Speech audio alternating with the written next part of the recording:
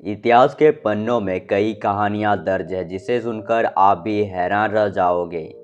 ऐसी है एक कहानी रानी क्लियोपेट्रा की। इस रानी को लेकर इतिहास में कई किस्से भी दर्ज है। इसे इतिहास के सबसे रहस्यमयी रानी माना जाता है।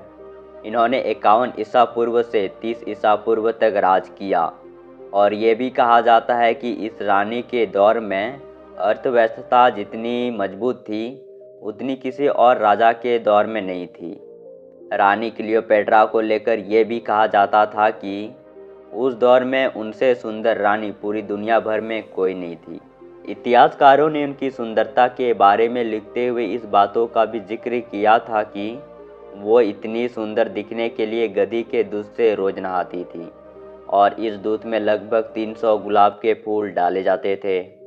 इसके साथ ही रानी क्लियोपेट्रा अपने शरीर पर इत्र भी लगाती थी।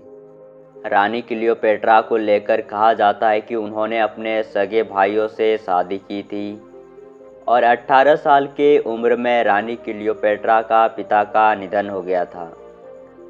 इसके बाद रानी क्लियोपेट्रा गद्दी में बने रहने के लिए अपने सगे भाइयों से शादी कर ली थी। उस समय अपने भाई से शादी करना कोई बड़ी बात नहीं थी। इस बात पर कितना सच्चाई है मुझे नहीं पता, आपको पता है तो कमेंट करके ज़रूर बताना। और ऐसा भी कहा जाता है कि क्लियोपेट्रा का संबंध सैकड़ों मर्दों के साथ रहा। अपने प्यार के जाल में फंसाकर सारी जानकारी जान लेती थी। क्लियोपेट्रा जितनी सुंदर थी उससे कहीं ज़्यादा चतुर और षड्यंत्रकारी भी थी। क्लियोपेट्रा का इतिहास आज से करीब 2000 साल पुराना माना जाता है। कई कहानी और सीरीज भी क्लियोपेट्रा के ऊपर बन चुकी है। तो दोस्तों आज के वीडियो में क्लियोपेट्रा के ऐसे फैक्ट बताएंगे जिसे सुनकर आपके भी रोंगटे खड़े हो जाएंगे। उससे पहले चैनल पे नए हो तो वीडियो को लाइक एंड चैनल को सब्सक्राइब करना ना भूलिएगा। तो चलिए शुरू करते हैं। आपको जानकर हैरानी होगी कि क्लियोपेट्रा ने अपने भाई से शादी की और उस वक्त उसका भाई का उम्र मात्र 10 साल ही था। बाकी ये हैरानी वाली बात है क्योंकि इतना छोटा बच्चा पति बन गया और पत्नी उसकी दे दी। दोस्तों आपको यह बात कितना सही लगता है कमेंट करके ज़रूर बताना।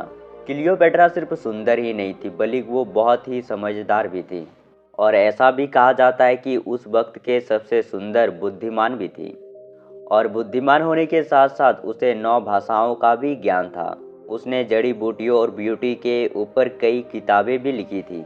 क्लियोपेट्रा ने अपने राज्य के सुरक्षित रखने के लिए अपने सभी विरोधियों को बड़ी ही आसानी से सफाया कर दिया। और यह भी कहा जाता है कि क्लियोपेट्रा ने अपने छोटे भाई को गायब करवा दिया और साथ ही उनकी बहन को एंथनी के लोगों ने मौत के घाट उतरवा दिया। क्लियोपेट्रा भारत से गर्म मसाले, मोतियों, मलमल का कपड़ा आदि खरीदा करती थी और उससे व्यापार भी किया करती थी। क्लियोपेट्रा जितनी सुंदर और चालाक थी उतनी कहीं अधिक चतुर और साहसी भी थी और अपनी इसी कारणों से राजगद्दी पर राज किया करती थी। रानी क्लियोपेट्रा को कई सारे भाषाओं का भी ज्ञान था और इसी ज्ञान के वजह से प्रत्येक व्यक्ति के साथ आसानी से घुल मिल जाती थी और उसके सभी राज अच्छे से जान लेती थी। और ऐसा कहा जाता है कि रानी क्लियोपेट्रा खुद को देवी का अवतार भी मानती थी। क्लियोपेट्रा को जनता इतना प्यार करती थी कि उनकी मृत्यु के 3 शताब्दी के बाद भी उनकी एक देवी की तरह पूजा की जाती थी।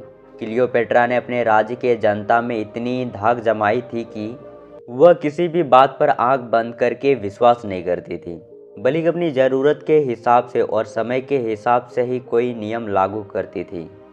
और ये भी कहा जाता है कि क्लियोपेट्रा देवी के तरह तैयार होकर खास आयोजन में जाती थी ताकि उन्हें प्राकृतिक रूप से शासन का उत्तराधिकारी माना जा सके।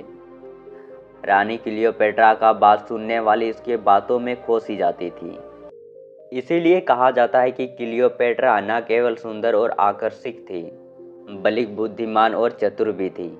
क्लियोपेट्रा की मृत्यु कब हुई, कैसी हुई, किसी को नहीं पता। यह सभी एक तरह का रहस्य है।